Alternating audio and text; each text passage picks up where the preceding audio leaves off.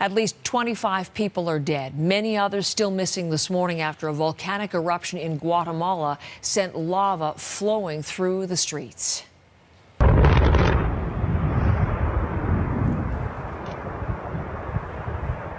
Pretty impressive pictures from the Volcano Fuego, the volcano of fire as it's known in Guatemala. Ash, clouds of ash and the molten rock spewing out from the top of that volcano. We're getting some dramatic video from surrounding villages now that show the destruction left behind. Let's pick things up there with Michael Serapio bringing us the latest on this deadly volcano. Good morning.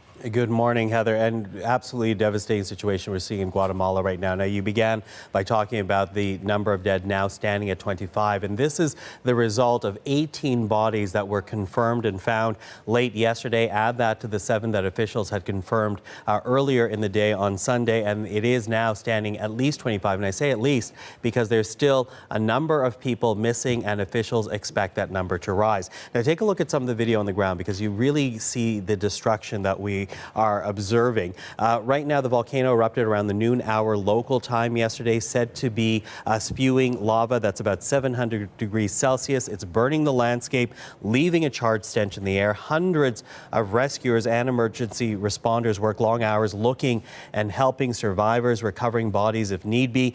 But the darkness of last night, the rain meant efforts were suspended, but they will begin again this morning. We are watching for that as you take a look at more of the scene on the ground. Already, the President of Guatemala has declared 3 days of national mourning, and with the consent of Congress later today, Heather, will also declare a state of emergency.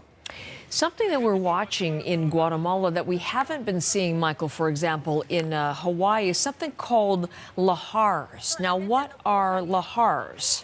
Well, essentially, they are what is described as rivers of concrete. And that's because this is a river of debris that comes going down a hill. And you're right, it's very different from what we've seen in Hawaii. And in fact, you see there, that isn't smoke.